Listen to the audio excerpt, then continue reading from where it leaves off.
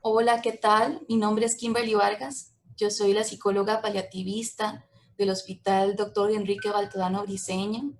Para el Departamento de Psicología de este hospital, pues es un placer conectar el día de hoy con todos ustedes. El día de hoy pues tenemos un tema muy relevante, ¿verdad? No solamente en esta época, sino en todo momento al ejercer nuestra práctica clínica que tiene que ver con el autocuidado. Entonces, pues vamos a iniciar compartiendo la charla. Vamos a ver si voy a pedir como colaboración. Yo acabo de silenciar todos los micrófonos, pero estar atentos si en algún momento se abre algún micrófono, ¿verdad?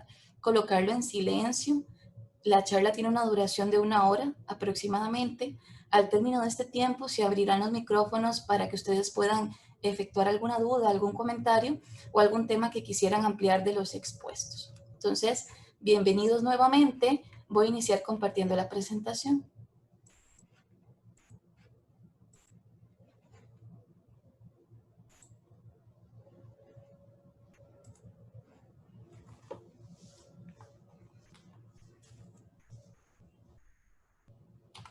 Bueno, como les comentaba, el día de hoy vamos a hablar sobre el tema autocuidado, que yo creo que conscientemente hemos descuidado, ¿verdad? Yo creo que todos como clínicos y profesionales de la salud sabemos que conocemos de qué trata el autocuidado, ¿verdad? Yo creo que no es algo nuevo que hayamos de lo cual conversar, pero a pesar de que conocemos cómo nos cuidamos y qué prácticas sanas podemos emplear para protegernos, conscientemente no lo estamos haciendo. Por eso se hizo tan relevante hablar el día de hoy de este tema, para poder identificar un poquito acerca de cuáles son nuestras estrategias de autocuidado y cómo las estamos implementando, para entonces ser verdaderamente conscientes si son funcionales o no, ¿sí? Porque constantemente hay que hacer una revisión eh, para poder evaluar si realmente esta práctica me está generando sentimientos de bienestar o todo lo contrario, permanece, ¿verdad? Se perpetúa ese sentimiento de malestar general que en muchas ocasiones comenzamos a experimentar. Muy bien. Vamos a ver que a manera de introducción vamos a conceptualizar que la incertidumbre, ¿verdad? Y el estrés que conlleva las dificultades en la atención sanitaria durante un brote epidémico como el de coronavirus exige una especial atención a las necesidades de apoyo emocional del personal de salud. En esta época de coronavirus somos los profesionales de salud los protagonistas de toda esta atención para poder de alguna manera controlar el contagio. Pero también somos los que estamos más expuestos a respuestas de estrés, ¿verdad? Entonces, pues se hace importante traer a colación ese tema en particular. A nivel general, vamos a intentar abordar 4 objetivos específicos que en este caso buscaríamos con esta ponencia reconocer los riesgos y consecuencias del trabajo con el sufrimiento sin protección, ¿verdad? Como clínicos estamos en constante trabajo e interacción con personas que todas tienen sus historias de sufrimiento y dolor, no solamente en su aspecto físico, sino también en su esfera social, en su dimensión espiritual y emocional. Entonces, cuidar, ¿verdad?, del cómo nos cuidamos y cómo nos protegemos al ejercer nuestra práctica clínica, es una práctica saludable de autocuidado. Vamos a buscar también la revisión de estrategias personales de autocuidado que podamos desarrollar en esta charla, esta capacidad de introspección para poder revisarnos, ¿verdad?, posterior a esta ponencia, para poder realmente determinar si es efectiva o no es efectiva las estrategias que estamos implementando y promover así las buenas prácticas en el personal de salud y sus familias. Porque recordemos que todo lo que aquí vamos a conversar podemos replicarlo con otras personas y podemos llevarlo también a nuestro sistema familiar, de forma que también podamos beneficiar en ellos la adecuada práctica de estrategias de autocuidado.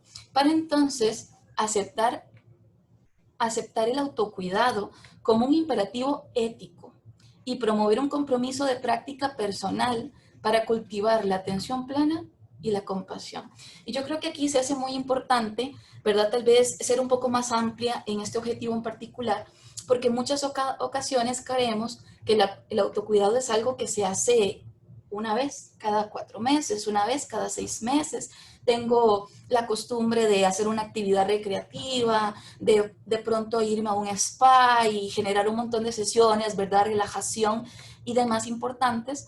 Pero cuando hablamos de autocuidado, no nos estamos refiriendo a las actividades que haces de forma infrecuente. No, todo lo contrario. El autocuidado tiene que ver con lo que haces en tu cotidianidad. ¿Qué es lo que haces todo el tiempo? ¿Cómo te cuidas a diario? Es ahí donde verdaderamente nos vamos a enfocar el día de hoy.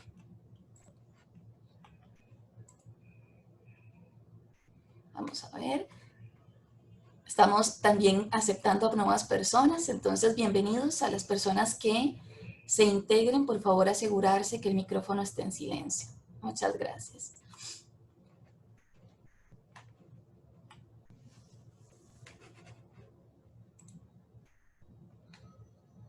Muy bien. Vamos a ver entonces que en esta situación de pandemia, lo que pasa particularmente es que la estamos percibiendo como una amenaza, ¿verdad? Y cuando la conceptualizamos como amenaza, la percibimos inmediatamente como peligro y comienza no solamente a afectar nuestra rutina laboral, sino que también afecta nuestra vida personal. Ha afectado también nuestras relaciones sociales y por supuesto que los planes y metas que teníamos proyectados este año, ¿verdad? Entonces, cuando un factor de estrés genera tanta disrupción en tantísimas esferas del ser humano, donde nos impide y limita nuestra accionar, pues vamos a ver que verdaderamente nos sentimos amenazados y vamos a comenzar a estar en un constante estado de alerta, alerta que es difícil sostener durante el tiempo, ¿verdad? Y comenzamos a fatigarnos, comenzamos a cansarnos y es ahí cuando comenzamos a cometer alguna práctica descuidada con respecto a la protección o a la bioseguridad importante que tenemos que considerar. Entonces vamos a ver que con una sensación de amenaza vamos a presentar de forma reactiva respuestas fisiológicas, conductuales, emocionales, cognitivas, sociales y espirituales ante esta amenaza. Todo nuestro cuerpo de alguna manera va a reaccionar a esto, ¿verdad? Comenzamos a sentir tensión musculoesquelética, comenzamos a sentir problemas gastrointestinales, de pronto estoy muy ansiosa, tengo problemas para dormir, o de pronto he comenzado a desarrollar problemas con el apetito, con la ingesta de alimentos, ¿verdad? O incluso el autodistanciarnos, ¿verdad? Que yo creo que es importante en otras charlas que hemos desarrollado del servicio de psicología.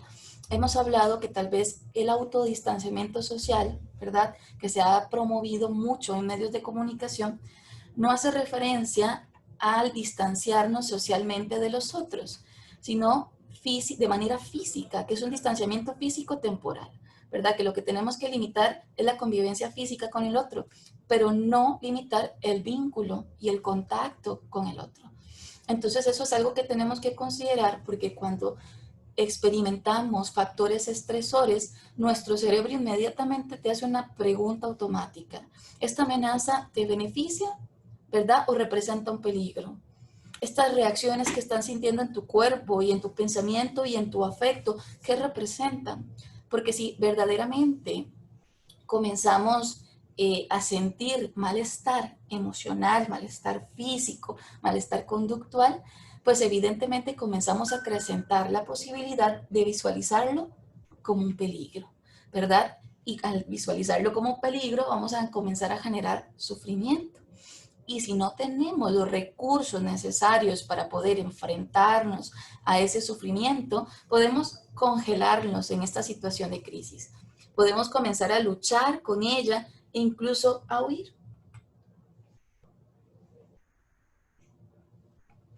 Vamos a ver.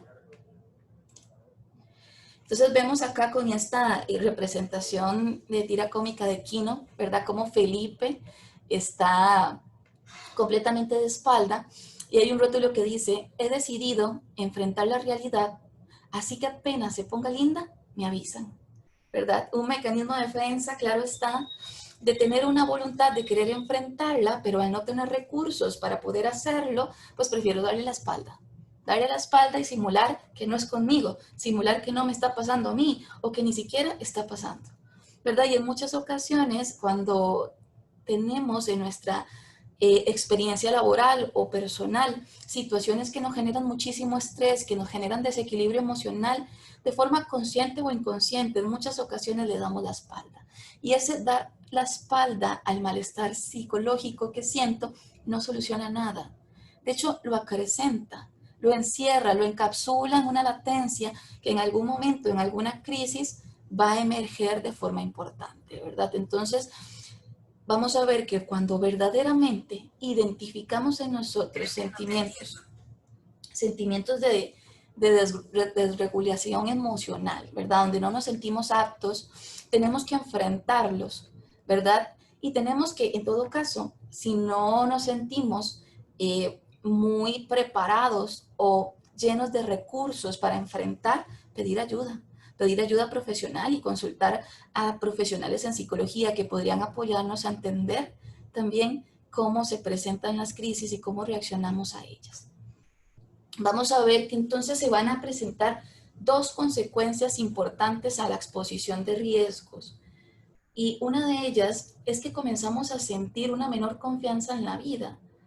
Ya lo que es nuestra rutina diaria, nuestro trabajo, nuestra familia, comenzamos a sentir inseguridad.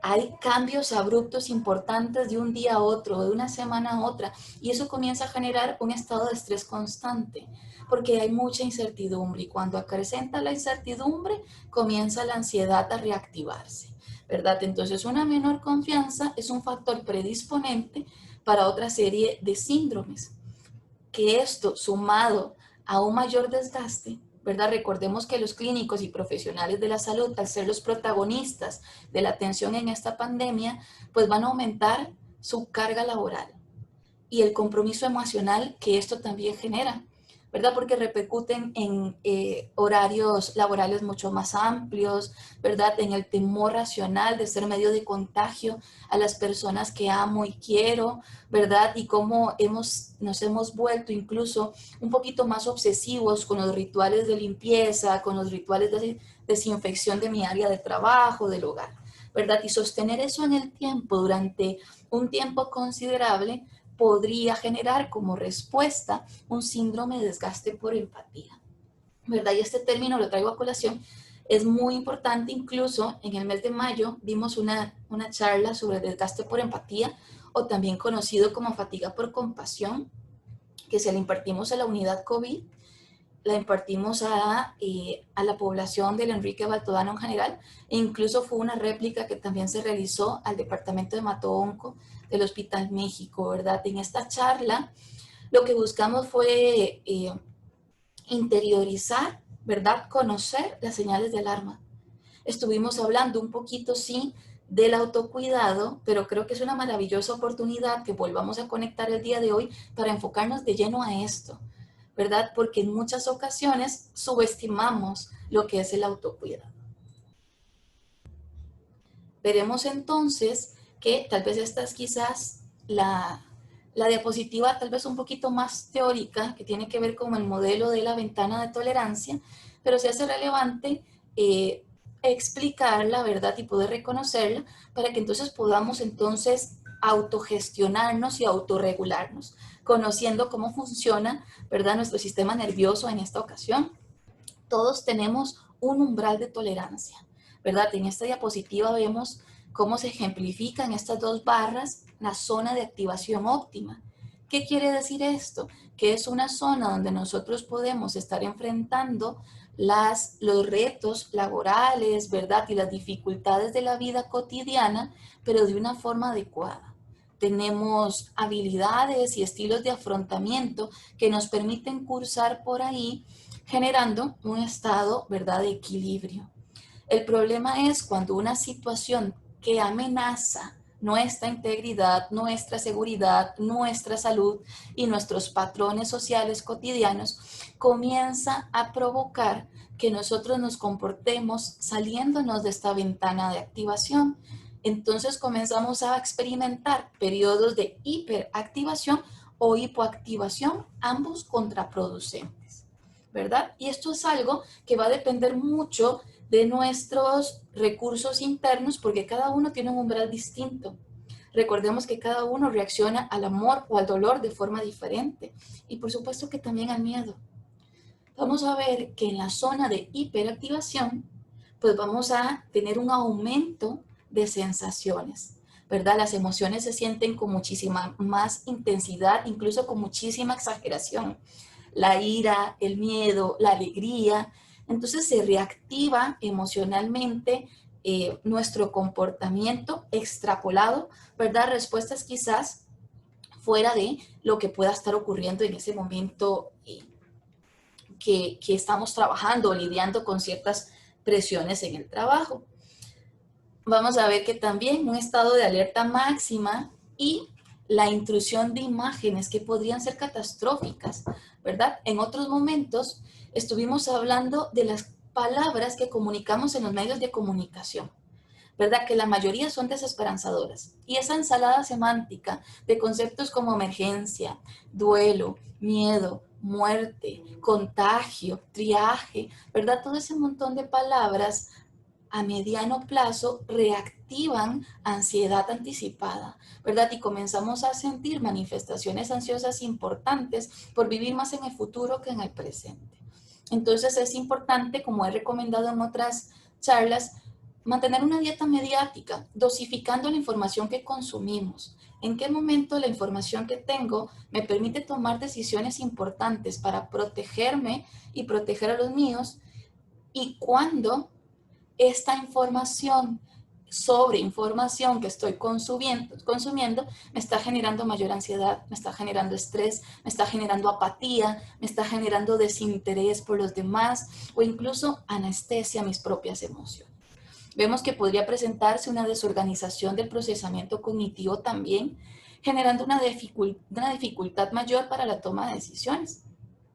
Y pues en su contraparte, si nos salimos de la ventana no hacia la hiperactivación, sino hacia la hipoactivación, lo que vamos a tener es una ausencia completa de sensaciones. Vamos a tener un adormecimiento emocional y una incapacidad para pensar claramente, reduciendo entonces los movimientos físicos, ¿verdad? Casi que pasamos a un estado de pasividad extremo en donde tampoco reaccionamos y comenzamos también a ser un agente de daño para nosotros mismos y para los demás. Cuando las emociones se mantienen dentro de una ventana de tolerancia, como la que tenemos en la zona de activación óptima, esto ayuda a que el profesional en salud pueda mantener la atención necesaria para realizar su trabajo y que éste le permita sentir satisfacción, ¿sí? Cuando yo tengo deberes, ¿verdad? Y funciones laborales que cumplir, pero me generan plenitud y me generan una sensación de satisfacción por compasión, por la práctica clínica que realizo, estamos enfrentando nuestras dificultades de nuestra práctica diaria de forma óptima. Pero cuando las mismas, ¿verdad? Tienen una desregulación y comenzamos a activarnos de forma hipoactiva o hiperactiva es cuando verdaderamente tenemos un patrón importante que tenemos que cambiar. Entonces vamos a estar nosotros oscilando entre la aproximación y el distanciamiento, ¿verdad? En la ventana, desde la hiperactivación a la hipoactivación. Lo importante es no permanecer tanto tiempo fuera de la ventana de tolerancia, porque es ahí donde comienzan los síndromes per se. Vemos que entonces se hace importante también hablar un poquito acerca del manejo del estrés y las tareas específicas del afrontamiento. Y con esto me refiero propiamente a mantener el malestar dentro de los límites tolerables, dentro de nuestra ventana, ¿verdad? ¿Qué es tolerable para mí? Y que ya realmente no tengo la capacidad o los recursos para poder seguir sosteniendo en el tiempo. Mantener también una buena autoestima. Y en esto yo quisiera detenerme un poquitito porque los profesionales de salud tienen una particularidad muy importante y es que, bueno, si llegan a desarrollarse en la clínica, ¿verdad? En el contacto directo con el paciente, pues sabemos que tienen un perfil de personalidad muy particular, ¿verdad? Distintos, son seres humanos que se mueven por la autocompasión y que representan el amor viviente, ¿sí? Pero también en muchas ocasiones nos entregamos tanto a la labor profesional, ¿verdad? Y son expertos en su área específica, son especialistas en su ocupación, pero cuando nos ha tocado encontrarnos con ellos desde la condición más humana, ¿verdad? Desde su verdadera esencia, nos encontramos que pueden ser expertos en su práctica clínica, pero tienen tan poco autoconocimiento de sí mismos que es ahí cuando representa un riesgo y una vulnerabilidad emocional importante, porque en muchas ocasiones no miramos dentro. Estamos tan acostumbrados a mirar afuera para solucionarle a otros sus necesidades y sus carencias que hemos descuidado consciente o inconscientemente el mirar dentro y el poder identificar entonces mis necesidades y carencias para poder cubrirlas y no poder cubrirlas de forma temporal. No es simplemente detecté que estoy fatigado y voy a hacer algo para en este momento contrarrestarlo. No, sino que tenemos que tener la obligación de poder sostener esta práctica en el tiempo, porque solo cuando es sostenida, cuando logramos colocar límites, es cuando verdaderamente nos autocuidamos. ¿Por qué? Porque los límites son un medio de control que no se debe interponer a los otros, ¿verdad? No debemos malentenderlo en que son los demás los que tienen que respetar mis espacios de autocuidado. Soy yo. Porque si yo respeto mi espacio de autocuidado, enseño y modelo a los demás a respetar el mío. Y con esto quizás un ejemplo muy clásico es cuando el profesional de salud se encuentra en su tiempo de café o en su tiempo de almuerzo y está constantemente llamando y solucionando dificultades emergentes, ¿verdad? Y nos tocan la puerta y entonces abrimos y estamos comiendo y escuchamos y nos piden supervisar casos y pues estamos con el teléfono, ¿verdad? En revisión constante. Si nosotros no respetamos nuestros espacios, les enseñamos a los demás a tampoco hacerlo. Y no es que los demás violen nuestro espacio de autocuidado, sino que nosotros mismos no tenemos la capacidad de sostenerlo, ¿verdad? Entonces, en este sentido, pues se hace claro y evidente poder demostrar que el límite es para mí. La disciplina y la voluntad debe ser mía para entonces poder ser respetada por los demás en una segunda instancia. Vemos que tenemos que preservar las relaciones interpersonales también y comenzar a darnos cuenta de cómo nos llevamos con los demás, cómo es mi comportamiento en el rol de compañero de trabajo, en mi rol profesional, en mi rol de madre o padre, en mi rol de familiar, ¿verdad? Y comenzar a tomar mayor conciencia de cuánto tiempo estamos entregando para nutrir los vínculos laborales, personales o familiares en la vida diaria. Para entonces prepararnos también a la nueva situación. Se ha venido hablando de que a partir de la pandemia no solamente cambió el pasado, alteró el presente y también cambia nuestro futuro, sino que también cambió la forma como interactuamos con el mundo, ¿sí? Entonces, ante estos nuevos cambios, ante la construcción de una nueva normalidad, tenemos que también prepararnos para poder enfrentarla.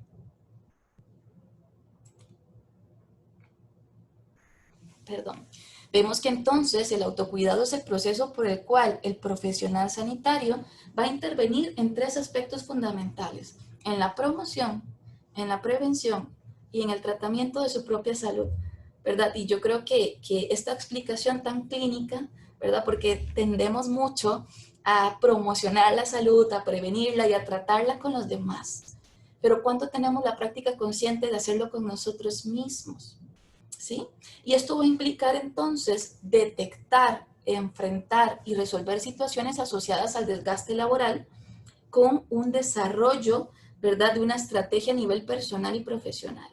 ¿Sí? En muchas ocasiones consideramos que son las instituciones las que tienen que resolver o brindarnos los espacios de autocuidado, pero verdaderamente somos nosotros las personas responsables y más interesadas para nuestro propio autocuidado.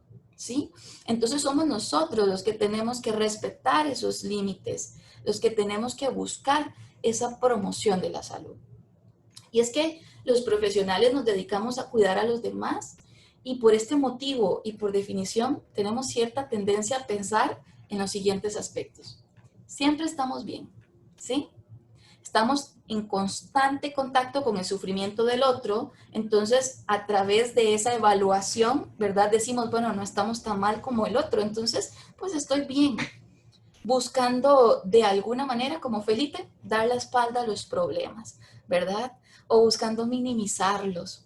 Y tenemos que ser conscientes que muchas veces no todo está bien. Hay en muchas ocasiones donde las cosas no marchan como deberían o simplemente estamos mucho más bajo de ánimos, mucho más ansioso o consideramos que en este momento no siento satisfacción en las cosas que hacemos. Tenemos también capacidades de afrontamiento ilimitadas, eso es lo que pensamos, ¿verdad? Los clínicos, los profesionales de salud, sí, ¿verdad? De una forma y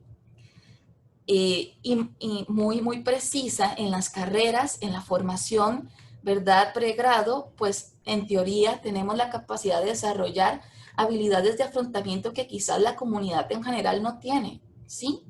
Pero en muchas ocasiones no las utilizamos, ¿sí? Entonces no tenemos capacidades de afrontamiento ilimitadas en muchas ocasiones y a través de ciertas crisis nos damos cuenta que somos limitados y que en muchas ocasiones no podemos solos enfrentar ciertas dificultades. No necesitamos hidratarnos, pensamos en muchas ocasiones, comer ni descansar mientras hay personas sufriendo, ¿sí? Y recordemos que es muy hermoso la práctica compasiva y es muy admirada en otros, pero de nada sirve si primero no te cuidas tú, ¿verdad? Porque no podemos sostener una práctica donde eh, no haya una correcta revisión de nuestros estilos de vida. Si no nos hidratamos correctamente, si no nos alimentamos, si no descansamos, pues vamos a generar, ¿verdad? El síndrome del desgaste por empatía, que es una antesala para el síndrome del burnout, ¿verdad? Y si nos quemamos y nos fundimos en nuestra práctica clínica, lo que vamos a sentir es una clara desesperanza, ¿verdad? Y una visión catastrófica acerca de lo que hacemos, que comenzamos a sentir apatía incluso hasta por el propio paciente, ¿verdad? Y siempre se quejan y siempre llega con el mismo discurso y es que nada le funciona. Entonces comenzamos a desarrollar esta aversión y esta evitación a ciertas personas, ¿verdad? Que responden más a una insatisfacción laboral por no cuidar nuestros periodos de descanso. Y consideramos en muchas ocasiones que tampoco tenemos necesidades propias, ¿verdad? Entonces sí es importante darnos cuenta que somos tan vulnerables como cualquier otro para poder sentir fatiga, para poder sentir desgaste y tener momentos en los que no somos quizás adecuados en nuestra práctica profesional. Y es que como buenos clínicos, lo que no diagnosticas no lo tratas, ¿verdad? Entonces se hace importante evaluar, identificar y detectar cómo me estoy sintiendo. Y no digo solamente a nivel emocional, sino a nivel físico. Recordemos que lo que el cuerpo no dice lo grita. Entonces va a presentar manifestaciones importantes en otras zonas. Siempre me gusta explicar que el sistema límbico es una estructura que se aloja en el cerebro y ahí habitan nuestras emociones y está directamente conectado con el sistema gastrointestinal, ¿verdad? Entonces, cuando tenemos que presentar algún examen, tenemos que hablar en público o hay algo que nos genera mucho temor, el miedo se siente ahí, en el estómago, ¿sí? Se manifiesta, se somatiza en ese órgano. Y cuando nos enamoramos, ¿dónde están las mariposas? También se sienten en el estómago. Entonces no podemos subestimar, ¿verdad? Las reacciones físicas que también nos están comunicando que las cosas no marchan bien. Porque recordemos que mente y cuerpo no son dos entidades aparte, son una misma. Y lo que le afecta a una repercute en la otra. Así que no podemos verlo, ¿verdad?, de una forma dividida. Tenemos que tener un abordaje integral. Si a nivel del estado del afecto, del ánimo, yo no me siento bien, repercute en mi salud física, repercute en mis relaciones sociales, repercute en los pensamientos positivos o negativos que le entrego a mi práctica clínica. Vemos que entonces las reacciones más comunes tienen que ver con las reacciones cognitivas de desesperanza, pensamientos catastróficos, sensación de incertidumbre, ¿verdad? Y recordemos que cada crisis es temporal, ¿sí? Lo que pasa es que esta pandemia de alguna manera pues se ha prolongado y eso genera que cada vez tengamos mayor desesperanza, ¿verdad? Porque cada vez hay más desempleo, hay más vandalismo, hay más violencia. Recordemos que la gente, como Felipe, decide darle la espalda, entonces se refugia en adicciones, ¿verdad? Y comenzamos con comportamientos desadaptativos para poder enfrentar crisis porque no encontramos en nosotros los recursos para poder hacerlo. Vemos que a nivel físico tenemos problemas tensionales, tenemos dolores de cabeza, tenemos temblores, sudoraciones, ¿verdad? Ataques de pánico. A nivel emocional comenzamos a sentirnos inadecuados en nuestra práctica clínica, cuestionándonos, ¿verdad?, lo que hacemos y por qué lo hacemos. Y a nivel social también comenzamos, ¿verdad?, a evitar a los demás, ¿verdad? Sea por una sensación de desesperanza o sea por miedo excesivo al contagio. Vemos que además esto repercute importantemente en el bolsillo del país y del mundo entero, lo que va a generar una disrupción importante en aspectos que también a la larga nos van a terminar afectando. Y a nivel espiritual, pues también existe una alteración, una constante pregunta, ¿verdad? O reproche espiritual por los cambios que estamos enfrentando. Y aquí tal vez me refiero a la parte quizás más afectada en esta situación de pandemia, a mi criterio, que tiene que ver con las muertes en situación de pandemia, ¿verdad? En cómo los recursos y los rituales que teníamos para despedir a quienes amamos han cambiado tanto que hemos generado reproches espirituales importantes porque no podemos tener un espacio digno para despedir a esa persona como realmente merece o creemos que merece. Vemos que entonces tenemos que mantenernos alerta y comenzar a preguntarnos, ¿qué tipo de estrategias utilizo yo para enfrentarme a las crisis? ¿Me aíslo? ¿Me da por conversar mucho con la gente acerca de las emociones que tengo? ¿O comienzo a refugiarme en adicciones, comienzo a tener alteraciones de mi patrón de sueño, como mucho, como poco? Entonces tenemos que permanecer alerta a las reacciones de mi cuerpo. Hay que comenzar a escucharlo. ¿Dónde está la tensión? ¿Dónde se siente? Y comenzar a preguntarnos qué reacciones importantes se generan en nuestro trabajo, en nuestra práctica clínica, que comenzamos a acumular esa cantidad de tensión que a la larga es contraproducente. Imagínense como una olla de presión.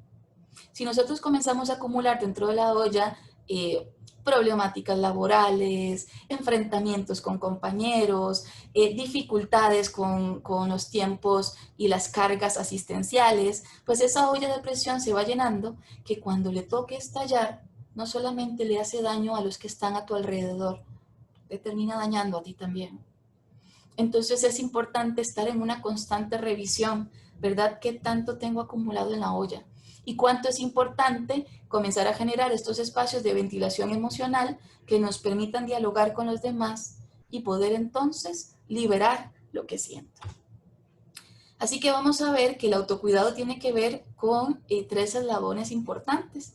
Primero, la revisión de mis rutinas y cuidados diarios. Tengo tiempo para desayunar o siempre llego en carrera, en ayunas, ¿verdad? ¿Duermo y descanso bien? ¿O mis horas de sueño realmente son pobres? ¿Sí? ¿Tengo una alimentación, ¿verdad?, responsable o como cualquier cosa para continuar?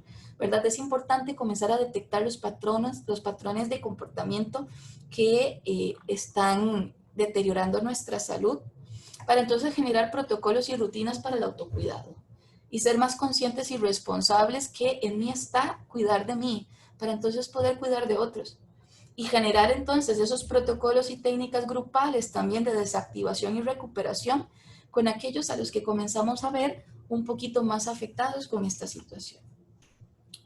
Entonces, en esta diapositiva en particular, a mí me gusta invitarlos a realizar una reflexión con la siguiente pregunta, ¿verdad? Si todas las personas vivieran y se cuidaran como usted lo hace, conscientemente como usted lo hace, comen como usted lo hace, tienen activación física, actividades físicas como usted las realiza, tienen relaciones sociales satisfactorias o conflictivas, ¿verdad? Si todos tuviéramos una capacidad de afrontamiento y de autocuidado como la que usted tiene, ¿sería este un mundo mejor para vivir? ¿Seríamos entonces mejores profesionales para cuidar de otros? Porque si comenzamos a dudar de nuestras propias prácticas cotidianas, es cuando tenemos que no es para culparse, no me cuido conscientemente, no, sino para rescatarse, para tomar conciencia que estamos a tiempo de modificarlas, que estamos a tiempo de poder generar nuevos protocolos y nuevos patrones, o en su defecto, pedir ayuda. Vemos que entonces ya es importante revisar nuestros tiempos de descanso y desconexión. No podemos cargar con nuestro trabajo todo el tiempo. No podemos llevarlo a casa. ¿Cuál es el contacto que tengo yo con mi familia, mis amigos? ¿Cuánto tiempo entrego a la práctica de algún deporte? ¿Qué actividad de ocio o pasatiempo tengo yo que desarrollar? Porque recordemos que por más expertos que seamos en nuestra problemática, en nuestra ocupación, perdón, no pueden vivir ahí todo el tiempo. Te desgasta y acaba contigo. Entonces tienes el reto de poder desarrollar nuevas habilidades, de poder estar en un lugar donde estés fuera de tu área de confort para poder aprender una habilidad nueva. Y es que en las crisis es cuando las habilidades que no sabíamos que teníamos comienzan a nacer y comenzamos a reconocer, ¿sí? ¿Qué hobbies, qué pasatiempos tenemos? Si tenemos prácticas conscientes de meditación y relajación, y si estamos en constante contacto con la naturaleza. Recordemos que esas son prácticas sanadoras importantes. Y ser conscientes que siempre vamos a tener una disonancia entre lo ideal y lo real, ¿sí? No, es que idealmente a mí me gustaría que en lugar de trabajo yo tuviera espacios para desarrollar más autocuidado, ¿verdad? Lo ideal, ¿sí? Pero lo real podría ser otro. Sin embargo, no, porque no lo tengamos ahora, significa que entonces debamos aplazarlo. Todo lo contrario, si no lo tenemos ahora, el reto es mayor, de poder buscar generar esos espacios, de poder realmente resaltar esa necesidad. Y como decía Eric Kassel, estamos entonces en riesgo de comenzar a experimentar distrés, que se define como aquella amenaza a la integridad del ser, y especialmente cuando no se encuentran los recursos para afrontar esa amenaza, ¿sí? Cuando no encuentro en mis experiencias anteriores los recursos suficientes para enfrentar esta situación actual, comenzamos entonces a hacernos daño. Y el distrés aumenta. Y cuando el distrés aumenta, aumenta el sufrimiento. Y aumenta la insatisfacción. Y aumenta el refugio en prácticas destructivas, ¿verdad? Entonces tenemos que ser conscientes de cómo nos estamos manejando en las crisis. Porque finalmente el cuidarte no es una acción egoísta, es altruista. Porque si somos profesionales de salud, que nuestro trabajo es cuidar del otro, si me cuido a mí, inmediatamente cuido al otro. Entonces, el cuidarte siempre va a tener una repercusión positiva en tu práctica clínica y en tus pacientes, porque te ve mucho más satisfecho, porque te ve mucho más contento, porque entonces los recibes con muchísima más empatía.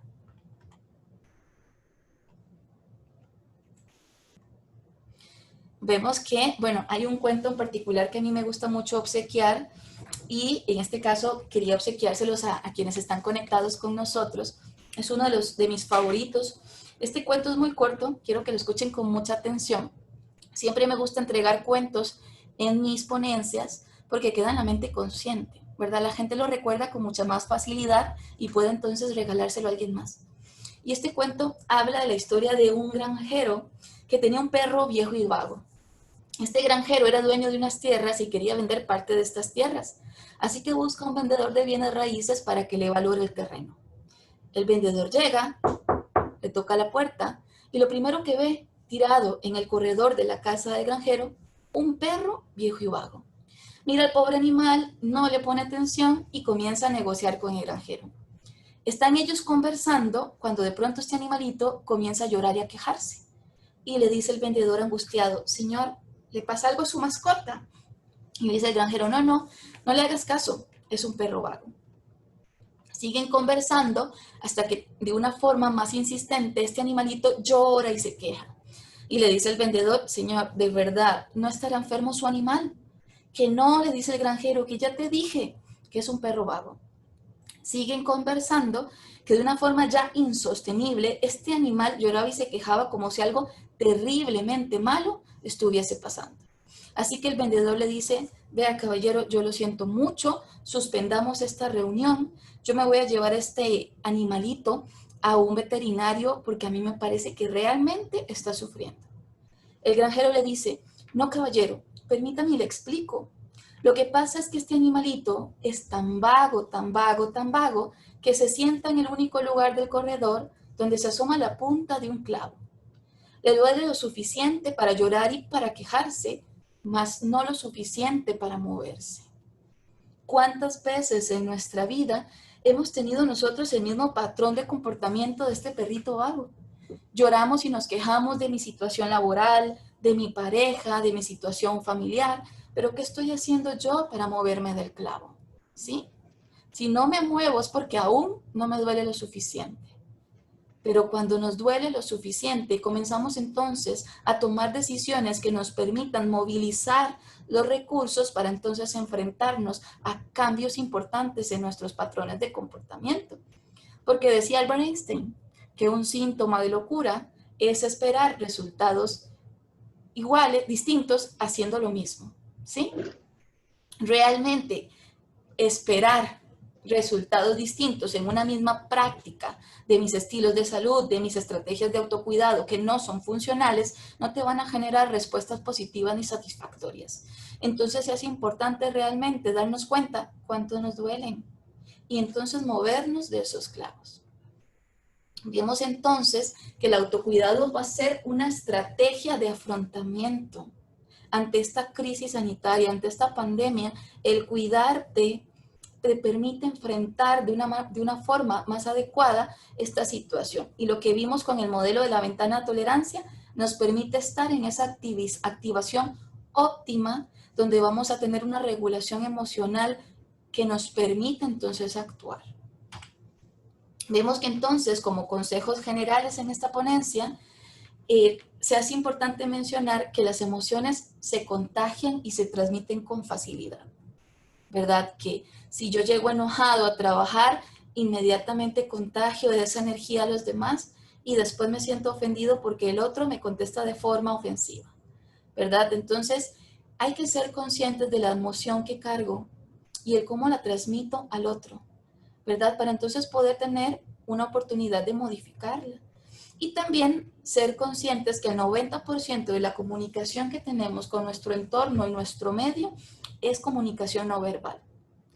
¿Qué quiere decir? Que yo a través de la palabra te puedo decir muchas cosas, pero mi lenguaje no verbal, mis expresiones corporales y mis gestos emocionales te comunican lo contrario, ¿sí? Y eso comunica más que la palabra emitida.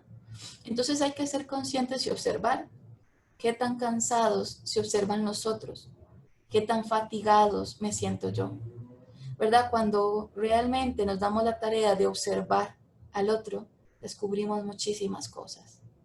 Y es que los profesionales sanitarios están expuestos al contagio y a la saturación emocional, porque pueden comenzar a padecer fatiga por compasión, burnout, actitudes de protección o sobreprotección, conductas evitativas, una práctica de cinismo importante, una despersonalización o un desinterés general, inclusive por los pacientes, ¿verdad? Y en esto quizá quiero ser mucho más enfática porque cuando no estamos presentes, la gente se entera, ¿sí?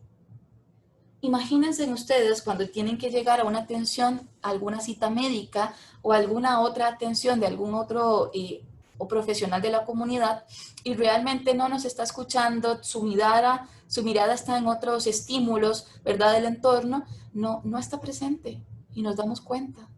Pues lo mismo sucede con nuestros pacientes. Ellos se enteran y se dan cuenta cuando no estamos presentes.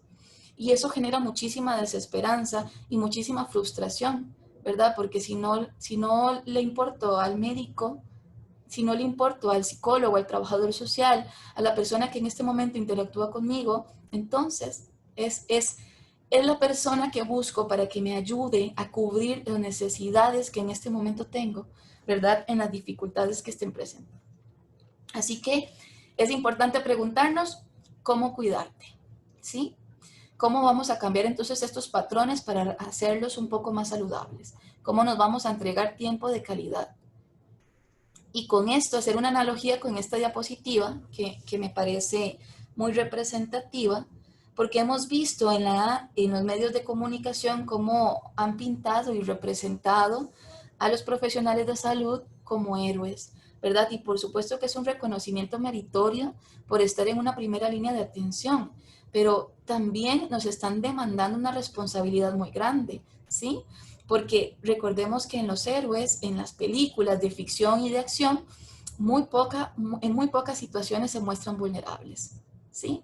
Son siempre poderosos, son siempre autosuficientes. Entonces, de pronto, replicar y reproducir esta simbología, a la larga, está de alguna manera fortaleciendo aquellos pensamientos que estuvimos viendo de que yo siempre estoy bien, de que no necesito, de que todo marcha bien, ¿verdad?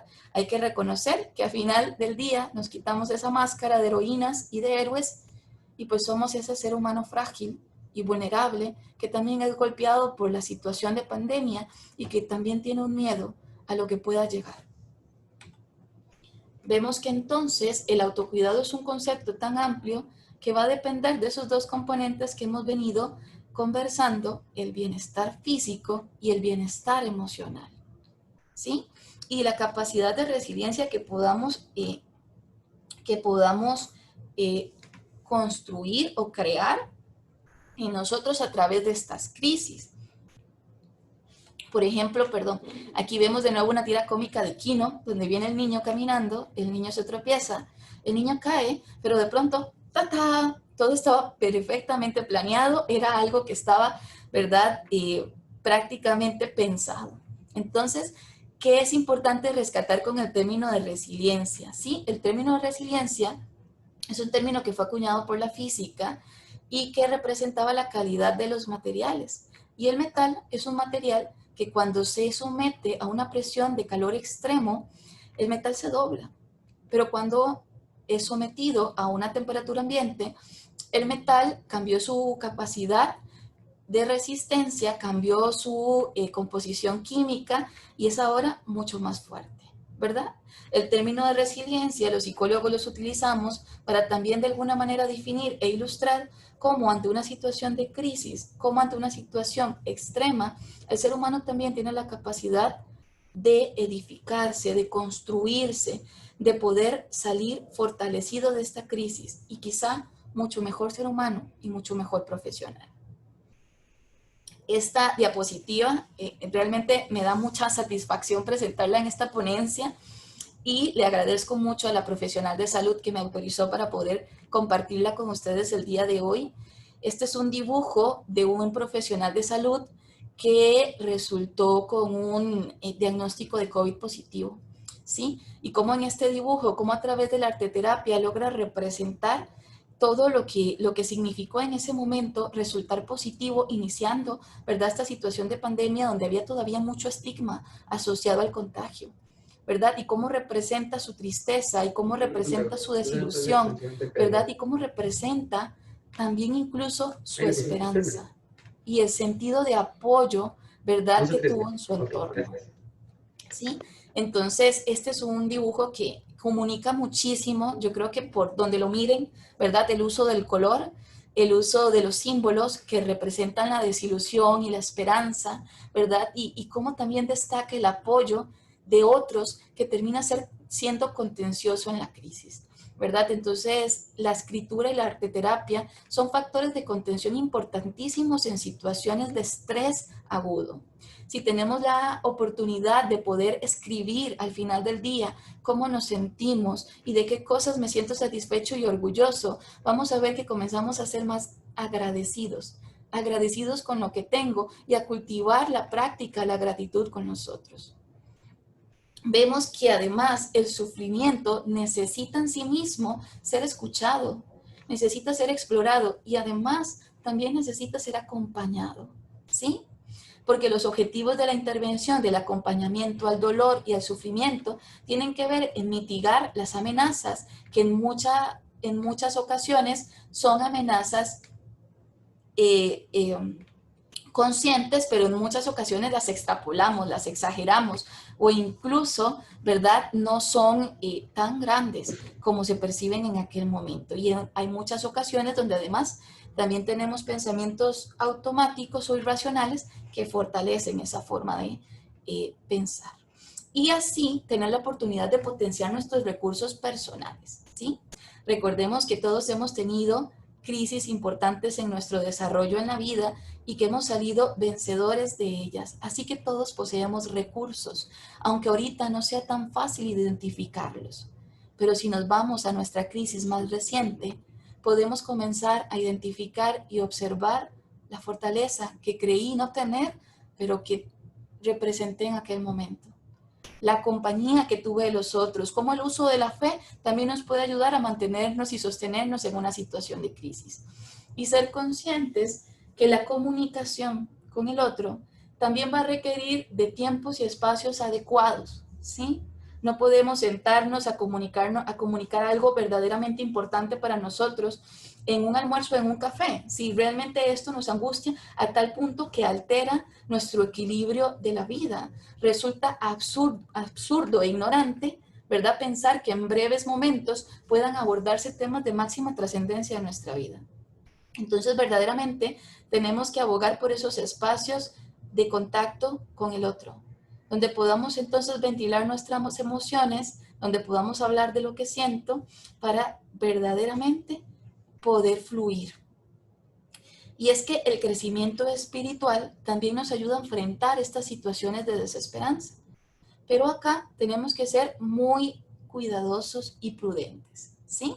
Porque recordemos las palabras de Jesús cuando él decía, ama a tu prójimo como a ti mismo, ¿sí? Unas palabras llenas de sabiduría que se han compartido y heredado de generación en generación por este gran profeta. Pero al mismo tiempo, si somos un poco más cuidadosos en analizar lo que dice la frase, ama a tu prójimo como a ti mismo. Si la forma como yo me amo no es saludable, si la forma como yo me cuido no representa protección para mí, preguntémonos, ¿deberíamos comenzar entonces a preocuparnos por nuestro prójimo? Porque si yo no sé amarme, si yo no sé cuidarme y si yo no sé respetar los momentos de autocuidado para entonces poder edificarme, créanme que nunca vamos a ser fuente de sanación, de contención o buena compañía para alguien más. Sea en nuestra calidad o rol de clínicos, ¿verdad? O en nuestro rol familiar. Así que tenemos que mantener una coherencia interna, ¿sí? Lo que yo digo es lo que hago. Lo que yo le digo y le recomiendo a otros, lo practico también en mi vida personal.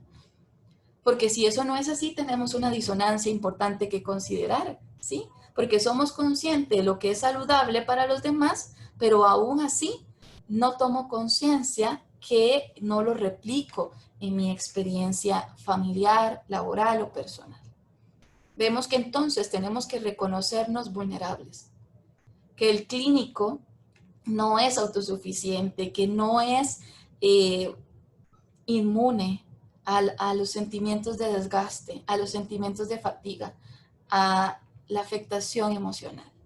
Cuando nos reconocemos vulnerables, entonces tenemos la capacidad de detectar con mayor facilidad aquellas cosas que no marchan tan bien, para entonces poder replicar, sí, protocolos de acción para poder contrarrestarlo. Así que como recomendaciones importantes, identifiquen su forma de saturación.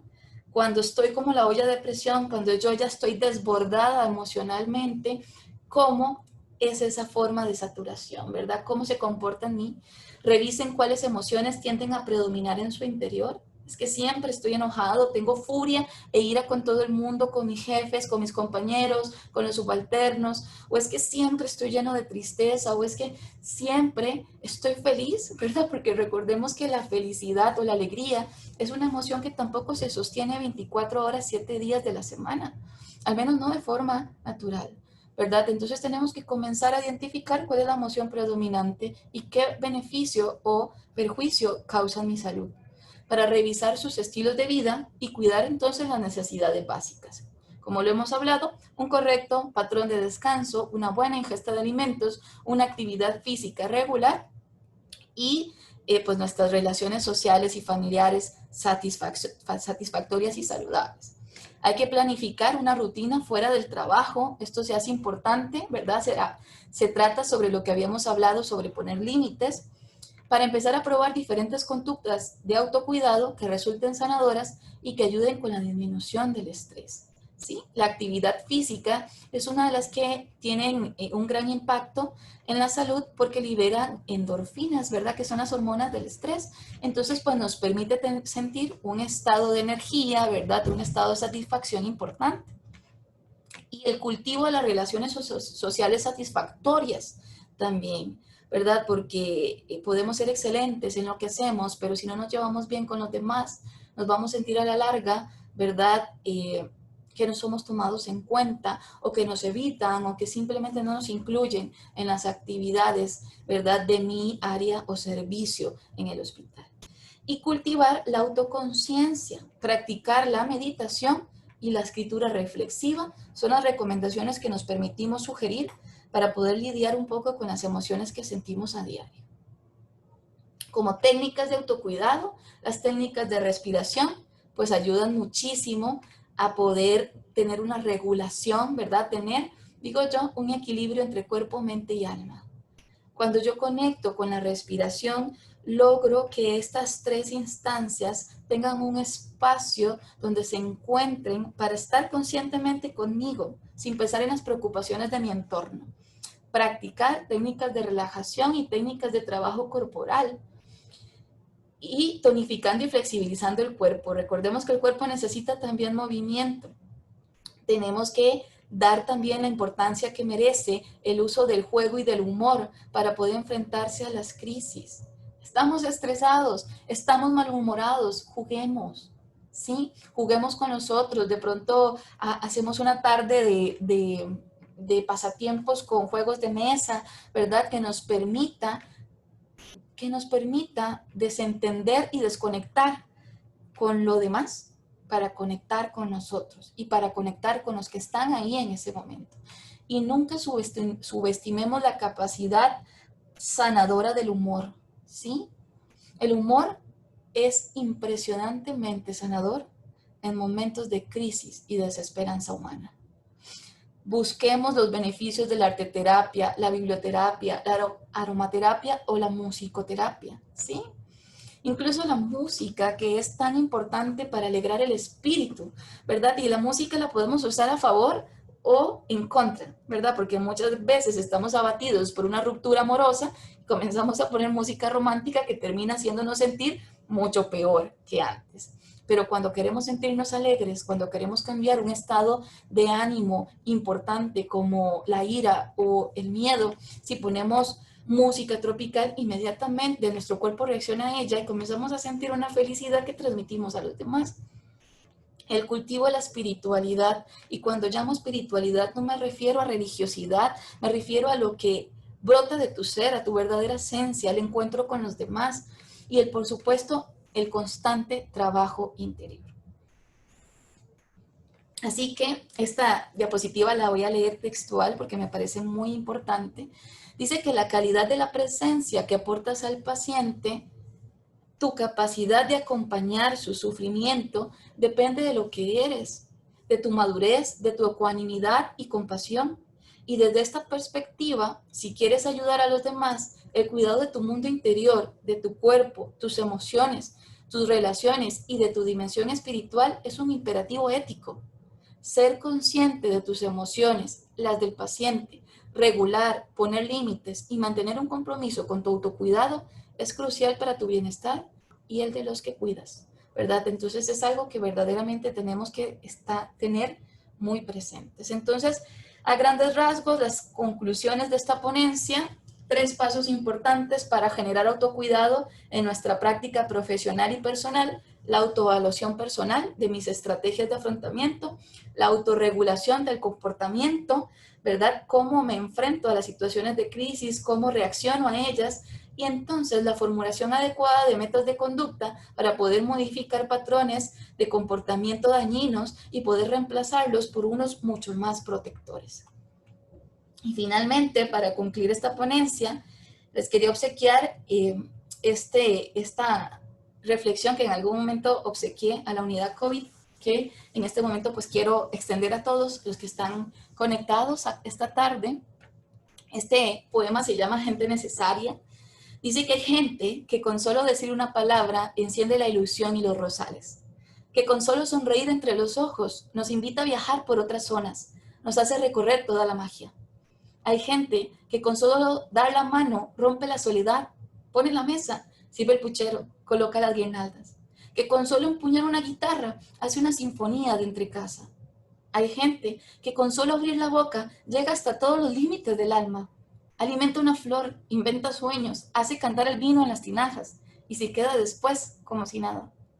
Y uno se va de novio con la vida, desterrando una muerte solitaria, pues sabe que a la vuelta de la esquina hay gente que es así, tan necesaria, ¿verdad? Yo creo que este poema yo lo interpreto con los profesionales de salud, o sea, yo creo que hay gente necesaria, hay gente que elige estar aquí por vocación y por pasión, y pues todos los que decidieron conectarse a esta charla, ¿verdad? Yo creo que está más que explícito esa responsabilidad de que si trabajo con otros siempre tengo que cuidarme y siempre tengo que vigilarme, ¿verdad? Y finalmente, estar conectado es la clave de mi supervivencia, ¿verdad? Estar conectado conmigo en primera instancia para entonces poder ser, sí, una fuente de sanación con los demás y conectar con el otro. Así que en este momento, bueno, yo quisiera, tengo 14 personas en la sala, ¿sí? Quiero abrir micrófonos, el que quiera tomar la palabra, el que quiera realizar alguna pregunta, el que quiera emitir algún comentario, con muchísimo gusto, si puedo contestarlo, con todo gusto lo haré.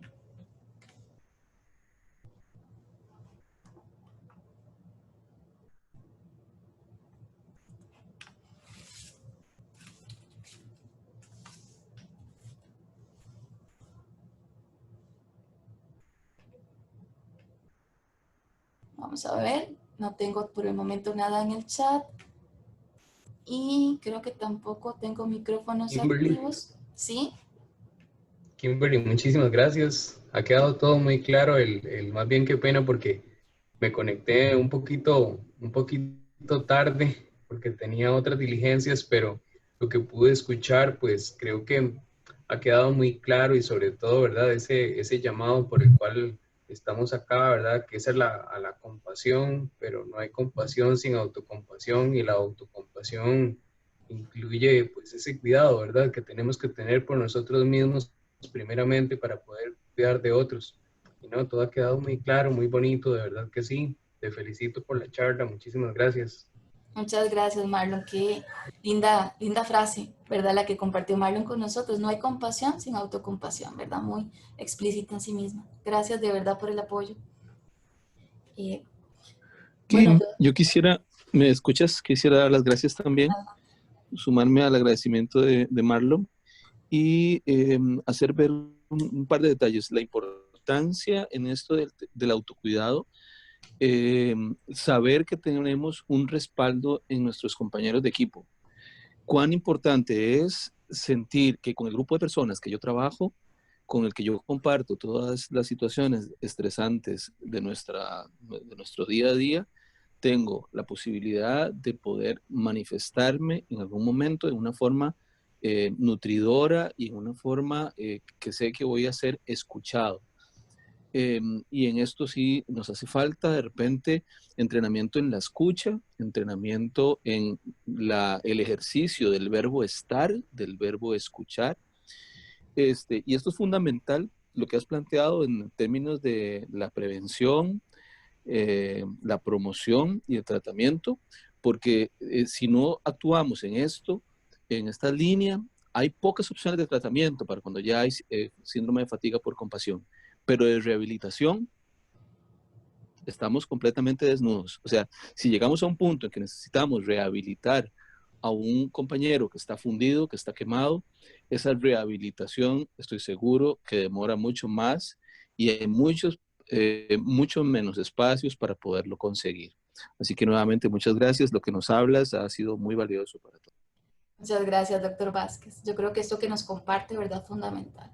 Verdaderamente, si trabajamos en prevención y promoción, eh, pues evitamos, ¿verdad? Evitamos llegar a esa antesala del síndrome de burnout. Sí, Kimberly, María Luisa Rebolledo, Psico-Oncología del Hospital México. Yo creo que la decisión de buscar este espacio para escucharte y desde lo externo mi trabajo es parte de mi autocuidado.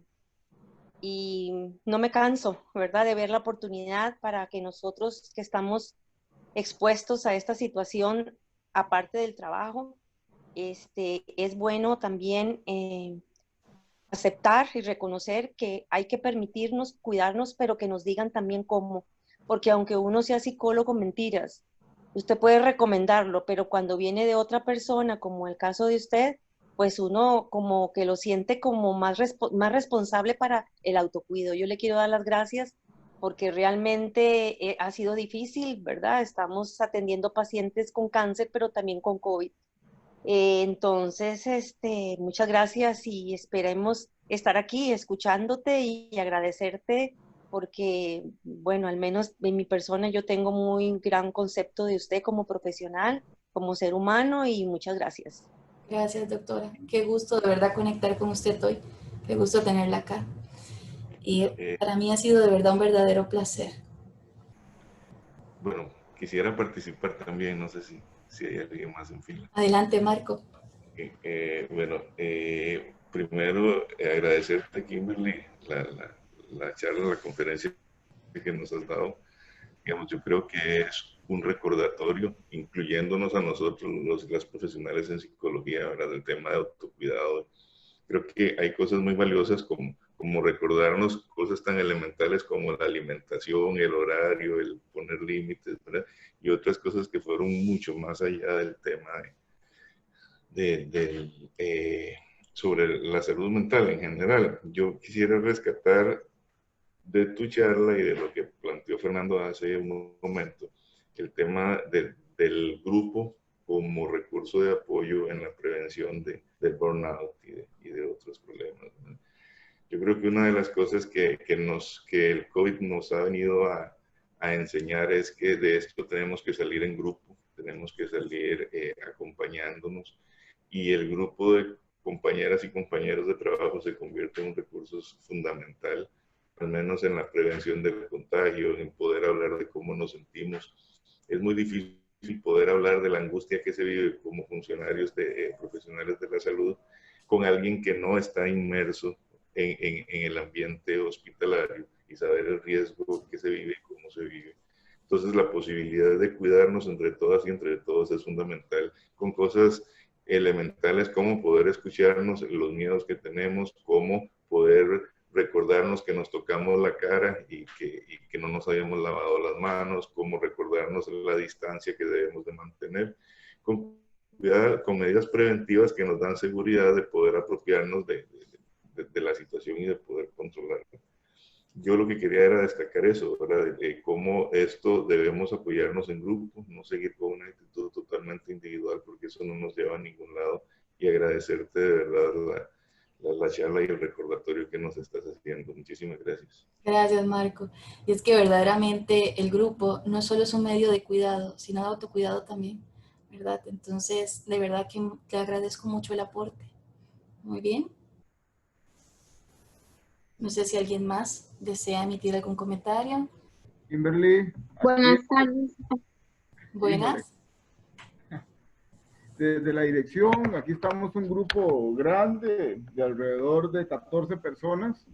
El doctor Palma habla. Felicitarte por la excelente exposición que has brindado el día de hoy, y considero que el tema del desgaste por simpatía es un tema que hay que ir socializarlo a lo largo y ancho de todo el centro hospitalario. Tengo algunos de los compañeros que quieren hacer una intervención, así que te voy a solicitar que nos des un chance para poder emitir el criterio de los compañeros. Gracias.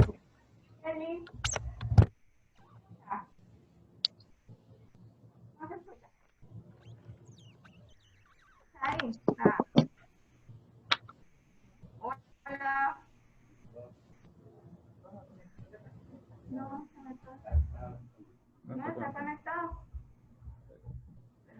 Kimberly, ¿se escucha? Sí, sí, tienen que hablar, tienen que acercarse bien al micrófono. Hola, Kimberly. Hola. La consulta va enfocada en cómo nosotros, ¿verdad? Como funcionarios, luchar o lidiar con ese tipo de personas que comentabas, ¿verdad? Que carecen de empatía o que están en modo no me importa, en modo no está pasando nada, no es de mi incumbencia, ese tipo de personas, básicamente. Y que sí, a través de la gestión de la Oficina de Salud Ocupacional, pues sí he logrado identificar a ciertas personas que inclusive consideran que no hay pandemia. Muy bien, yo creo que sí es importante, ¿verdad?, destacar que verdaderamente no tenemos control sobre lo que otras personas piensan, ¿verdad?, o sienten, o cómo actúan.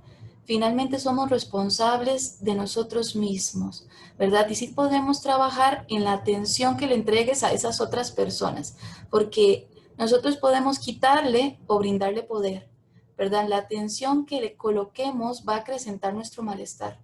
Entonces, no está en mi control el comportamiento del otro, pero sí está en mi control la actitud que yo pueda colocar frente al otro, ¿verdad? Entonces, yo creo que si nos nutrimos en cómo nos comportamos nosotros, en cómo interactuamos con los demás, también estamos siendo agentes de salud mental porque estamos replicando modelos, ¿verdad? Y cuando uno habla de esa forma, con esta armonía, de alguna manera también influye en el comportamiento del otro, porque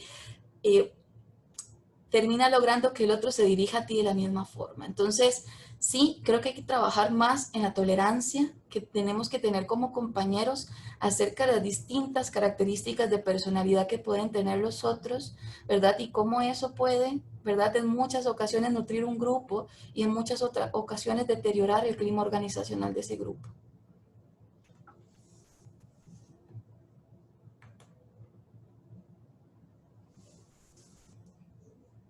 No sé si alguien más tiene alguna pregunta. Buenas tardes. Hola, Kim. Hola, Jessica. Saludos a todos. Bueno, básicamente era una forma de agradecer el espacio, Kimberly, por llevar estos temas tan importantes para estos momentos, ¿verdad? En los que todos nos vemos involucrados. Muy enriquecedor. Muchísimas gracias.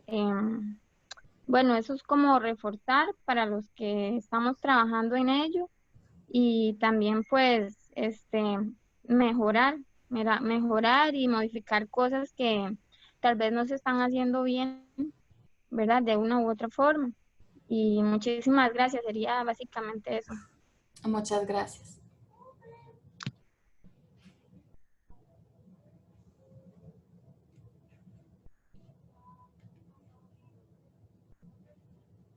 Muy bien, pues entonces yo doy por concluida la presentación del día de hoy. Recordemos que el Departamento de Servicio de Psicología, todos los psicólogos estamos uniendo esfuerzos para replicar semanalmente temas de importancia para el autocuidado, para la gestión emocional, para la creación, ¿verdad?, resiliencia.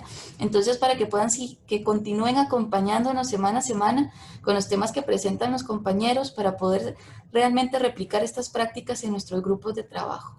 De nuevo, muchísimas gracias por conectar el día de hoy y estoy para servirles.